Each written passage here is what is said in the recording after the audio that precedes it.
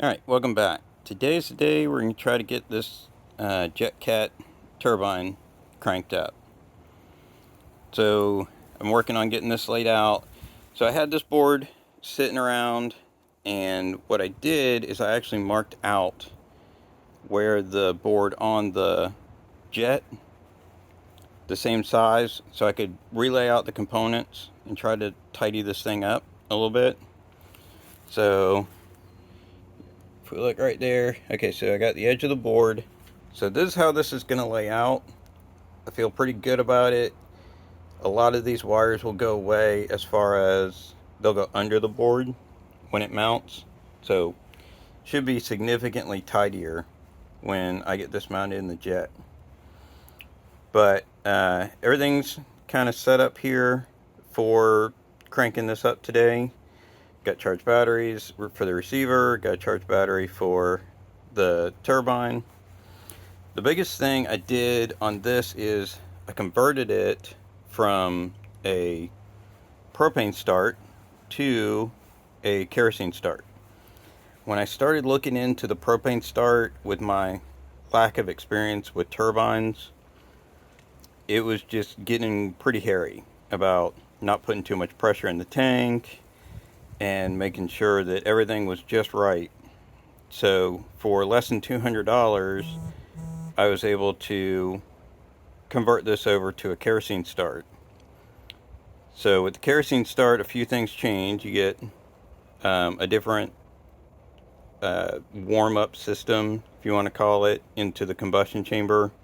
So it aerates the kerosene and it warms the combustion chamber. And you change your valve layout.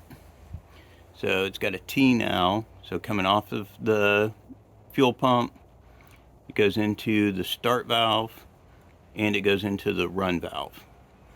So it'll pulsate the start valve and pump kerosene into the combustion chamber, shut that off, it'll open run. So the other big thing for me that it did is it got rid of the requirement of a nickel cadmium battery, which was heavy, and it allows you to use a LiPo battery. So I got this, I got these changes all from Chief Aircraft, and they were very helpful over there. So Freddie is who I was talking to, and this motor is actually a little bit older than him working at Chief, but he helped get a hold of the factory and helped me make sure this thing was set and ready. One of the biggest things was, as long as the ECU was version 5 or above, it already had the kerosene start option in it. Anything below that, you had to send it back to JetCat and they could program it. But I have two ECUs. One is a version 5. This one is a version 6. So this already had the kerosene start in it. Just had to change the option. But everything's ready. So I'm going to take this over to my buddy Tony's house. He's got more experience with turbines than I do. And we're going to try to get this thing cranked up. The only other thing I did is I did get a FOD screen added to this. So JetCat never made a FOD screen for this motor. And Freddie over at Chief looked and looked and looked and tried to get me something, and it just didn't work. So I got this one, which is a generic FOD screen. I had to modify it for the fittings to make it work, but this at least gives me something to help protect this motor. But okay, so I'm going to head to my buddy Tony's and let's see if we can get this thing fired up. Alright, attempt number 1.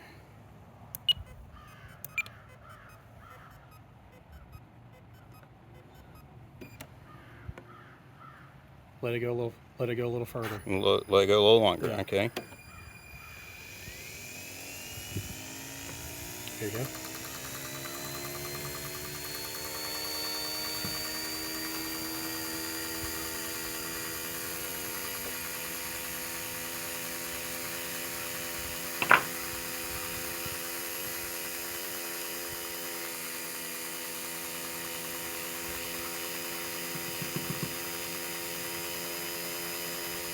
said it took about 10 seconds to get it warm. Fuel's going the wrong direction. No, it pumped out. Not going in? Shutting down. Alright. Alright, this time we'll try it with on the run menu instead of the test menu. Alright, flashing. Okay, that sounds better. It said it would just do an acoustic, 5 seconds, then crank There up. it is.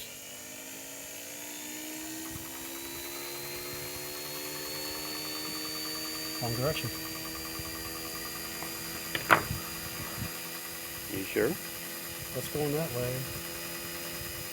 It might take a second to get it in there. See, it's going. Yeah, it's actually not pumping in. Let's try it. Turn it off. Shutting down. Let's try it up. Alright, attempt number 3.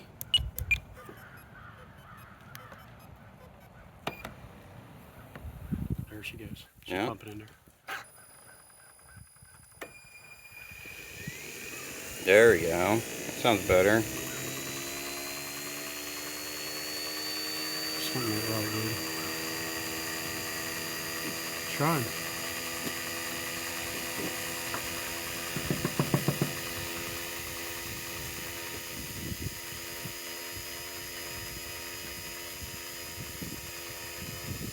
Is the pump not running? There it goes. Trying. There it goes. There we go. Now we're Got the purge the system, dog. got some fire. Moving. You moving here? Yeah, a little bit of air moving through. We're down. You're good. It's going to do its thing. Yep. Gonna go orange. Yep.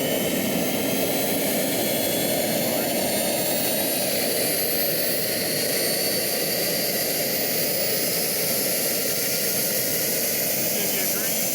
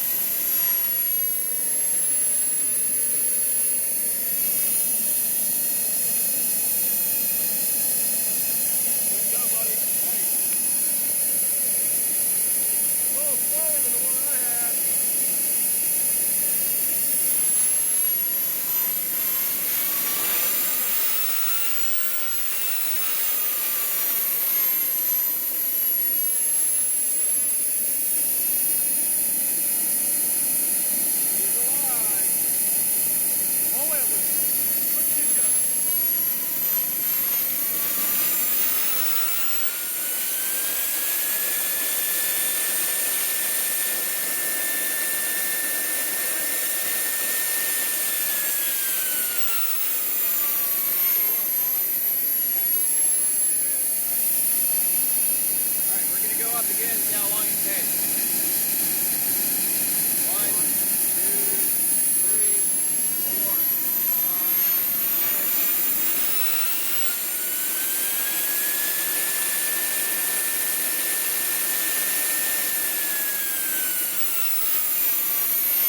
That's the old example. Alright, then you're down. Everybody, check everything on here.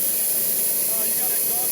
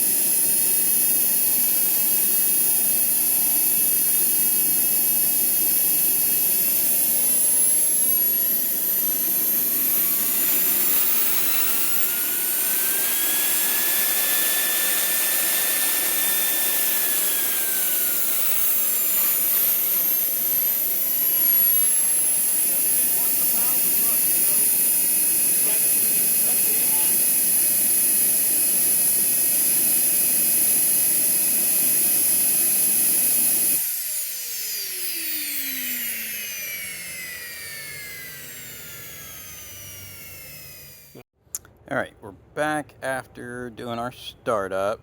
So overall, you can see we had success getting this thing started. No real issues. Just a few little things that were, well, learning experiences. So the first attempt was a failure. That was my fault. So the ground support unit, I ended up leaving that in the mode that we needed to prime all these lines. So once we got done priming, we tried to start it, and I figured out pretty quick that I had it in the wrong mode. The biggest thing that keyed me into that is the way the motor sounded. It just kicked up that starter and kept it going, and that wasn't the procedure that it was supposed to do. So the second attempt, got that corrected, then the motor sounded better, but we ended up finding out, following JetCat's procedure, that it wasn't quite right. So JetCat's procedure was to prime the start line up to this fitting. So take this out, put it in a bucket, prime all the way to it, and then stick it back in, which left air in this little section.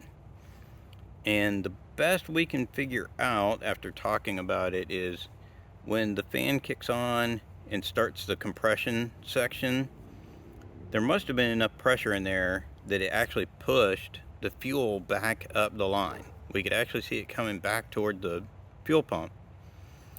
Thought, that's not right. So we shut that down on the second attempt, and we primed it to here again, and then we talked about it a little bit more and decided, okay, well, real carefully we'll try to prime it all the way to this point and see if that creates enough suction that it'll actually pull in. So we did. So my buddy Tony was watching, and we could see the fluid come up, and we stopped. And so on the third attempt, it started right up, did its thing, and that was perfect. So as we shut it down after the first time, we were talking, ended up cranking it up a second time that we didn't film, and it wouldn't idle down. It was 50,000 RPM. I think you can see that in the video. Hopefully, the sun was pretty bright out when we were doing this, so some of that screen is covered, but it was idling at 50,000 RPM. Thought it was strange. Well, we got looking around some more and doing some digging, and this ECU, when we look at the ground support unit, when it boots up, that's actually set, it thinks this is a P60 motor, and the P60 runs at higher RPM. So its idle is like 50,000 and top end is like 165,000. This one's not. This one is a P70, not an SE, but a P70, and it idles about 35,000 by default and 117,000 top end. So we were only getting 107,000 top end, which was good that we didn't try to mess up that motor, but it didn't quite run right. So I'm going to get with JetCat, see if I can get this box reprogrammed for a P70.